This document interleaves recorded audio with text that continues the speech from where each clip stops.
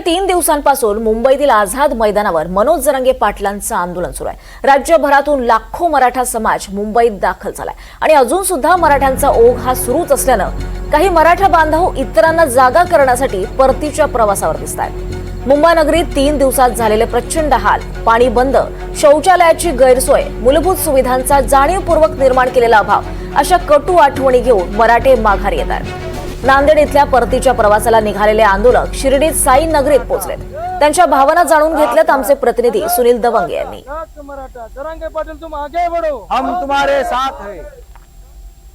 मराठा आरक्षणाच्या या मुख्य मागणीसाठी मनोज जरांगे पाटील यांच्या नेतृत्वाखाली मुंबई आझाद मैदानावरती आंदोलन सुरू आहे।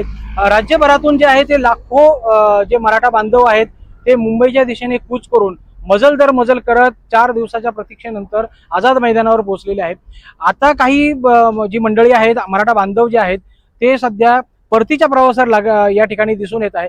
आता रात्रीचे 12-12:30 वाजलेले आहेत आणि मोठ्या प्रमाणावर मराठा बांधवांच्या ज्या गाड्या आहेत, जी वाहनं आहेत त्याच्यावरती भगवा ध्वज लागलेला आहे आणि एक मराठा लाख मराठाच्या घोषणा देत ही वाहनं जी आहेत या ठिकाणून परतीचा प्रवास करताना दिसून येत आहे। आपल्यासोबत काही नांदेडची मराठा बांधव आहेत। नांदेडचे काय सांगाल दादा, तुम्ही कधी निघला होता आणि कशा पद्धतीने प्रवास झाला? आम्ही 26 तारखेला निघालो आणि 27 तारखेला दादांनी जसा आदेश दिला आम्हाला त्या ठिकाणी आम्ही त्यांच्या मोर्चामध्ये सामील झालो सकाळी आणि आम्हाला दिवसभर त्यांच्यासोबत प्रवास करत शिवनेरीला संध्याकाळी मुक्काम झाला आमचा। वाटेत काही आम्हाला अडचण आली नाही, काही नाही वाटत। अन्न वगैरे सगळं जेवण खावण सगळं पद्धतशीर हे होतं। तुम्ही आता वाहन घेऊन निघलेले, किती लोक तुम्ही गेले होते आणि तुमचं कोणतं स्थळ? आम्ही 15 जण होत्या। 15 मधले आमचे तिथे राहिले 6 जण, 9 जण आम्ही रिटर्न निघालेले आहेत आणि लगेच गाडी पोहोचली चिकाळ्यात, तर लगेच आमची गाडी दुसरी टीम घेऊन लगेच मुंबईला रवाना होणार आहे आणि मनोज दादाचे जसे आदेश येतील त्याप्रमाणे आमच्या इकडं आंदोलन करण्याचे आमचे चान्सेस आहेत। काय काय त्रास झाला? तुम्ही आता समजा 2 दिवस तुम्ही मुंबईमध्ये होतात, काय काय अडचणी आल्या तिथं?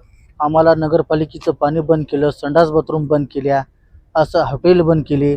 त्याचे जे मुंबईचे आम्हाला नियोजन भेटणार होतं ते सोय काही दिली नाही मुख्यमंत्री साहेबांना। आता का आम्हाला एक सांगायचं म्हणजे आम्ही जातीने मराठा आहोत आणि विशेष म्हणजे कुणबी आहोत।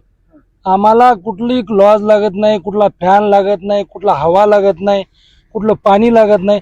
आम्ही रस्त्यावर जरी 8 नाही 10 दिवस नाही महिनाभर म्हणलं तरी आमची राहायची तयारी आहे, खायची तयारी आहे, बसायची तयारी आहे। जर शिर्डीचा प्रश्न म्हणलं तरी आम्ही आज इथं आलो, आझाद मैदानावर थांबलो, शेती केलं तरी आम्ही उघड्यावर झोपतो। कुठे आम्हाला काहीच नाही, ऊन वारा पाऊस आम्हाला 12 महिने सारखा आहे। नाही, मराठा कधीच हटणार नाही। दादाचा आदेश जरी 1 महिना राहायचा म्हणून जरी आला तरी 1 महिना तरी आमची राहायची तयारी आहे। म्हणजे नक्कीच मराठा बांधव जो आहे तो आपली शिदोरी आपल्या पाठीशी घेऊन निघालेला होता। मात्र त्या ठिकाणी ज्या मूलभूत गरजा, मूलभूत सोयी सुविधा यांचा अभाव त्यांना दिसून आलेला आहे। आता अनेक जी वाहनं आहेत ती भगवा ध्वज लावलेली एक मराठा लाख मराठ्यांची ही जी वाहनं आहेत ही सध्या नगर मनमाड रस्त्यावरून आपल्या आपल्या गावी परतताना दिसत आहे। जाताना साहेबांना साकडंही घालताय की मनोज जरांगे असतील किंवा मराठा आरक्षण जे आहे त्याला यश मिळो असं साकडं घालत या ठिकाणून पुन्हा आपल्या गावी जाऊन चक्का जाम करण्याच्या तयारीत आहे।